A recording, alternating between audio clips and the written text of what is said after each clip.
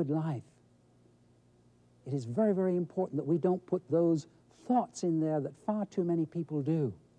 It's very, very powerful, these thoughts that we put in here relative to our health. In tape number 7, Dr. Reilly discusses problems and problem solving. What do most of us do when we're confronted with a problem? What is the sort of natural reaction to a problem? I think it is this. We either try to pretend we don't have one. We either try to sort of sweep it under the carpet, get rid of it. No, I don't have a problem. You tackle someone who has an alcohol problem, for example, an alcoholic, and try and tell them, you have a problem. No, I don't have a problem. I can take care of it. You know, I just have a few drinks every day, but I have it in control. Don't worry about it. People don't want to face up to problems. They try to sweep them under the carpet. They try to run away from them, try to run from their problems and go somewhere else so they can't see the problem and can't be confronted with it. We try to bury our head in the sand sometimes, don't we, when we have problems. So the first thing that all of us need to do when we have a problem is simply face up to it. Admit, yes, I have a problem. Once you admit the problem, half the battle is really over. Then you need to write it down. When you have a problem, you need to write it down and fully define what the problem is. Look at your problems realistically. Don't allow little molehills to become enormous mountains. And that's what a lot of us do. We throw problems out of all proportion. We let them become much bigger than they really are. They say the biggest cause of ulcers is mountain climbing over molehills. That's what a lot of us do. It's a little problem, but we blow it up out of all proportion. You need to relax. You need to cool it. You need to remain positive. You need to understand that that problem is a golden opportunity in disguise. Winston K. Pendleton wrote a wonderful book which is called Awe, Stop Worrying. And it's a tiny little book, but it's got some powerful messages in there. And he has a little formula in there that goes like this. Change your worry into concern, your concern into planning, and your planning into action.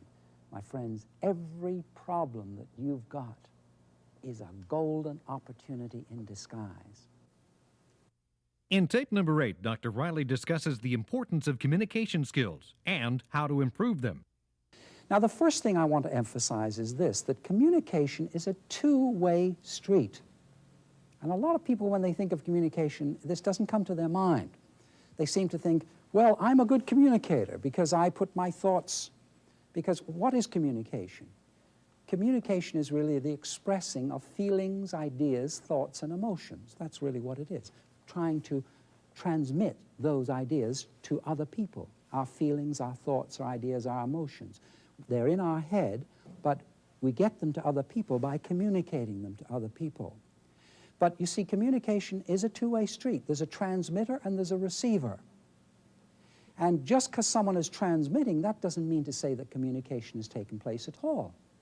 I would look pretty stupid doing this series if I had no audience here and I was just talking to the wall.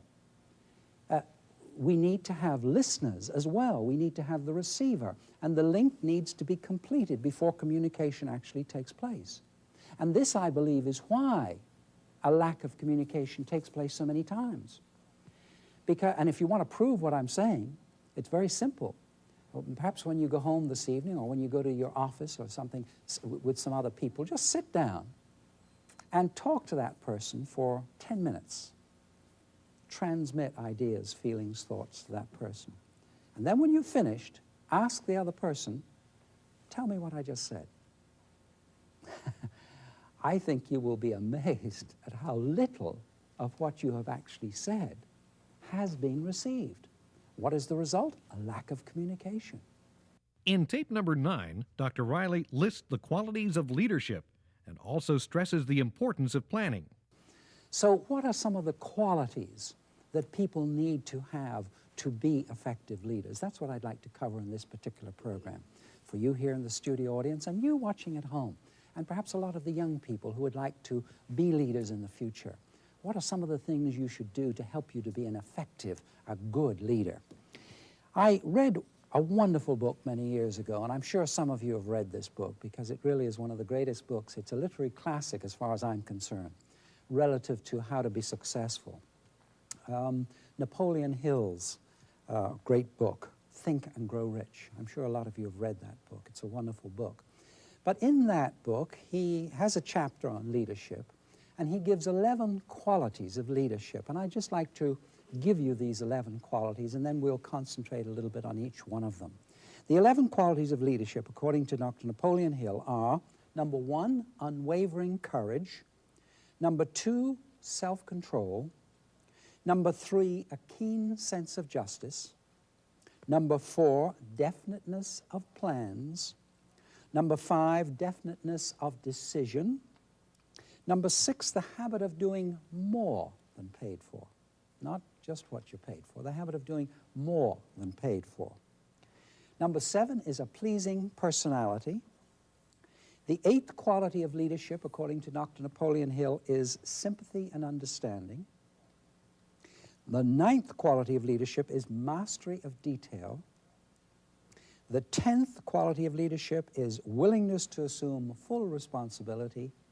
And the 12th quality of leadership, according to Dr. Napoleon Hill, is cooperation. And here's what Ivy Lee said to the president of the Bethlehem Steel Company. And this is a true story. It's relayed in many, many books.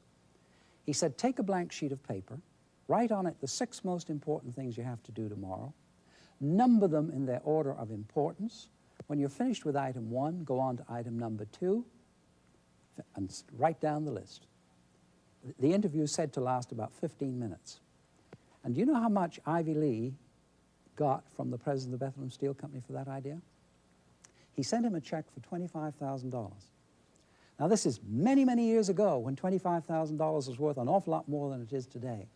And it said that that simple idea helped that small company, which it was at the time, become an industrial giant. So it's a simple idea, but it's a way of getting yourself organized. What do I have to do tomorrow? Write it down. Number the items in their order of importance, setting up priorities. Start to work on item 1 when it's finished, on to item number 2, and down through the list. It's a simple idea, but it gets you organized. In tape number 10, Dr. Reilly stresses the importance of continuing education and the need to stop procrastinating. He also discusses how to make more money. It was Bacon who said, knowledge is power. Knowledge is power. So do you want to have power in your life? We hear that word is used a lot today, isn't it? Empowerment. Do you want to have power in your life? Well, you need to get some more knowledge. You need to get some more education.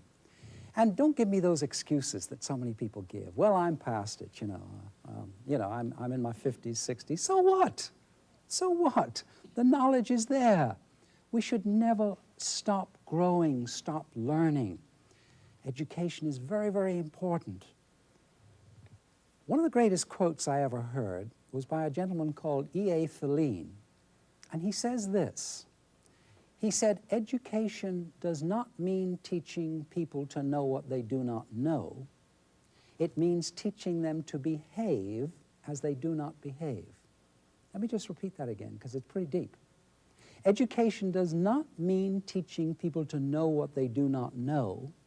It means teaching them to behave as they do not behave. If you've been putting things off like the majority of people do, please, I implore you, in the studio audience and you at home, to cut that nonsense out and say if something is worth doing, it's worth doing today. Because if you keep on putting things off all your life, you will never amount to anything, and you will never achieve the great things that your Creator put you on this earth to achieve. Do it now. And when you take charge of your life and you stop procrastinating and you get that education that you need, you get those qualifications, then you're going to make more money. Oh, I see some smiles coming on people's faces now. Yes, money. What is money? Here's a question that maybe you haven't been asked before, and you probably say to me, well, what's he asking that stupid question for? What is money? We all know what money is. It's the little green stuff you have in your pocket. The best definition I ever heard of what money is, again, comes from Earl Nightingale. I am so grateful that I was associated with Earl Nightingale for many, many years. I learned so much from this great man. And he said, money is the reward for our service.